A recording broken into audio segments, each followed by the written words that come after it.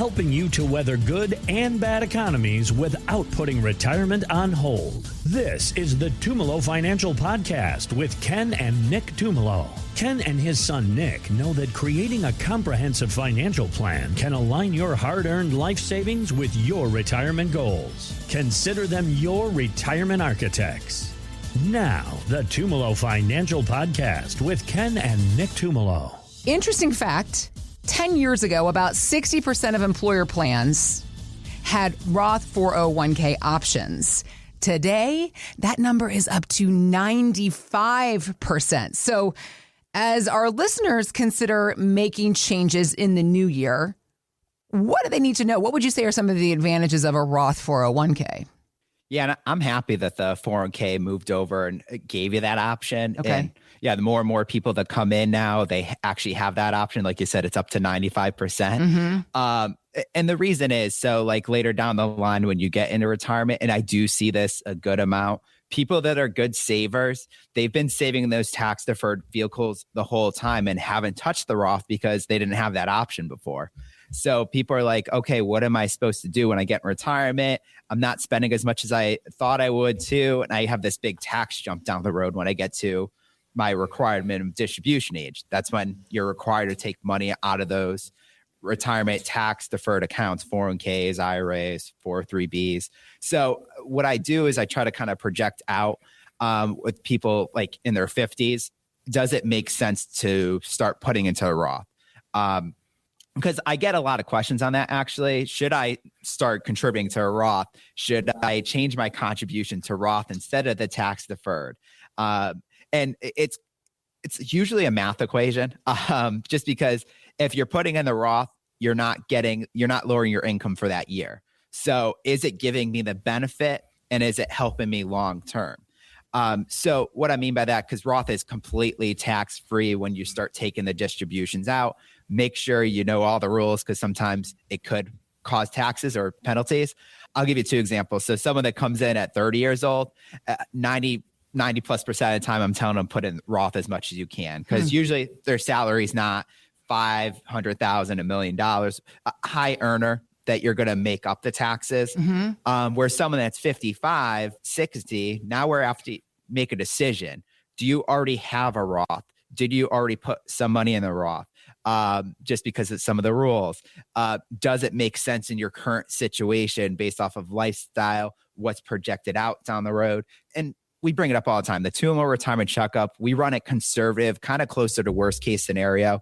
We only run it at a 4% return. So if we see if the money's going to the Roth versus the IRA, is it giving me the benefit and helping me out down the road?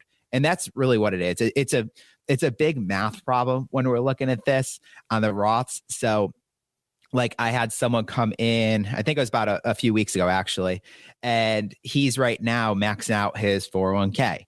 And we were having the conversation because he was actually a high earner too. He's making $350,000, I think it was. And then his wife was making good money too. So they were actually in the 32% tax bracket. Yeah. And because they were so close to retirement, I was like, the math didn't work. I was like, I wouldn't go towards the Roth right now. Let's just keep going towards the IRA. They don't have any required minimum distribution issues down the road at 75 for them. So like I said, there's a few factors when I look at this for them. I said, you know what, don't do the Roth, especially because the other reason too is if anyone knows the new rules coming into 2026, the Roth 401ks are going to be used a lot more now. If you are maxing out your 401k and doing the catch-up contribution, the catch-up is for anyone that's 50 and older. So most of the people that probably are listening to this right now. So anyone that's putting in more max and putting into the catch-up, that catch-up has to go to the Roth 401k now, starting 2026. It's a new IRS rule. So anyone that's doing max is now going to, no matter what, have to start a Roth if they want to put in over above and put into the catch-up. So for him, he knows he's going to have to put in the Roth next year because he's putting in the max, the couple that I was just talking about. So it's different situations for everyone, like I said. And that's why I kind of bring up these things aren't black and white. They're usually gray, and you got to figure out what's the best decision for you. That's why we build out that Tumolo Retirement Checkup complimentary. We kind of want to look at those things. Do you have tax issues? Do you have an investment allocation issue? Are you going to be okay in retirement? Do you want to make sure you're hitting those bucket list items that we all want to hit? So you can give us a call at 860-854-3434 or go to our website at tfcheckup.com. Yeah. And Nick, you hit on it. It's knowing the numbers.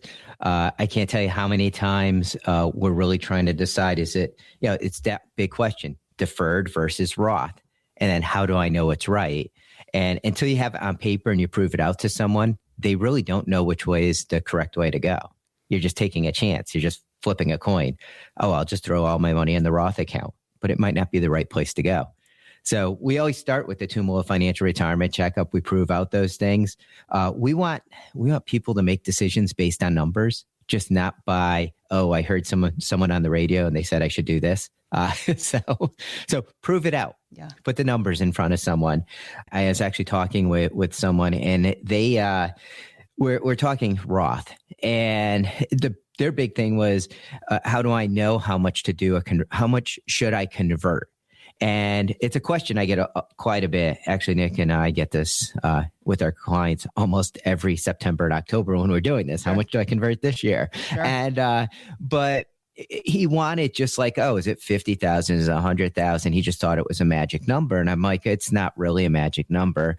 Problem is you have to run the numbers, run a projection, and show whether or not it gives you an advantage. Because if it doesn't give you an advantage, then you probably shouldn't be doing it. And he's like, well, how do you prove it out? And I was like, well, we actually use the retirement checkup. It's easy, because what you do is you run one scenario where someone is actually doing a Roth, and then you run another scenario where they're not doing the Roth conversion. I'm talking about the conversion piece here now, but and when we're run the side by side and show it to them, we show them the number at 90. This way it accounts for Social Security, a return, the tax rates. It accounts for the whole picture when you're looking at net worth, and it'll show whether or not it's actually worth doing that Roth. Because if the number's lower when you're 90, your net worth's less at 90, then it might not be the best, might not be the best solution for you. Maybe you don't do the Roth. Years ago, I had a guy come in, and his big goal was one kid, and his big goal, him and his wife, was to move the money along to their son tax-free completely, just because they knew about the Roth. And he's like, yeah, I just want to convert everything every single year. Problem was they both had big state pensions. They both had really good jobs in the state of Connecticut. The problem with a big pension, it's income. And with that amount of income coming in, it was putting them up over 30% in taxes. And if they did those conversions, the conversions would have been all up in that 30+% range between state and federal taxes.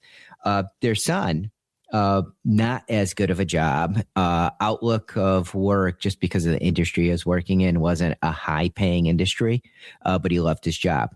But I'll just paint this picture. The son pays less in taxes by far than the parents do, because his tax rate's a lot lower.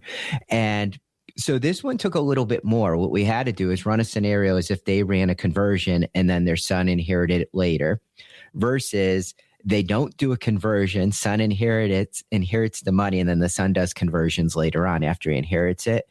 It was better. The numbers by far showed that they shouldn't do the conversion under their tax brackets, let their son inherit it, and then let the son either draw a plan or do conversions back, at that point. And it's so sometimes you have to look at those numbers. Yeah.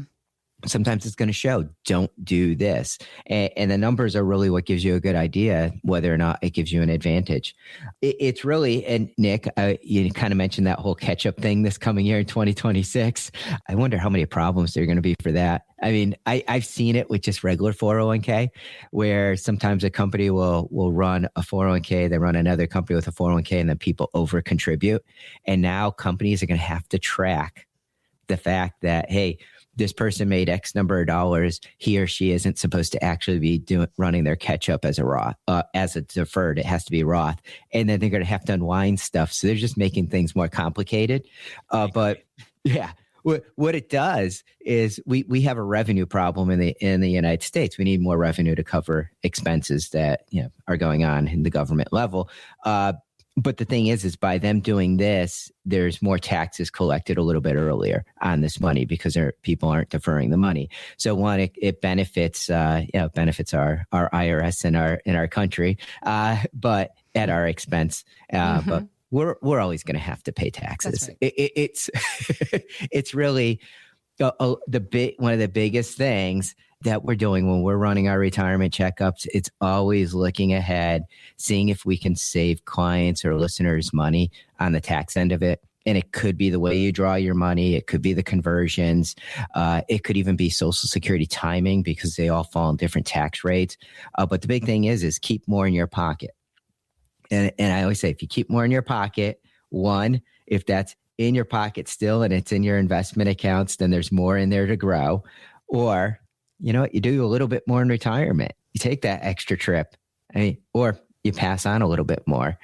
So it's really just trying to help any way that we can. And I will tell you this, it's probably up there. This number is probably up there. 80-90% of the people that come through the door, they'll basically tell us, "Hey, we've never seen a retirement checkup. Our advisor, all they do is invest." So it's a big thing. I'll end on a quick little story. I had a woman come in, her advisor for years told her that she was going to run out of money. And she's 77 years old. We ran the retirement checkup for her and she doesn't run out of money. In fact, she has millions left over when she's in her 90s. And in her mind, because her advisor kept telling her she was going to run out of money, she didn't spend. So now she's got to pick, at 77, now she's like, oh, I guess I could spend more. And, but it's eye-opening sometimes just to get the numbers on paper. You need a projection. You need to know those numbers. And we do that complimentary for listeners. Call us at 860-854-3434 or visit us online at tfcheckup.com.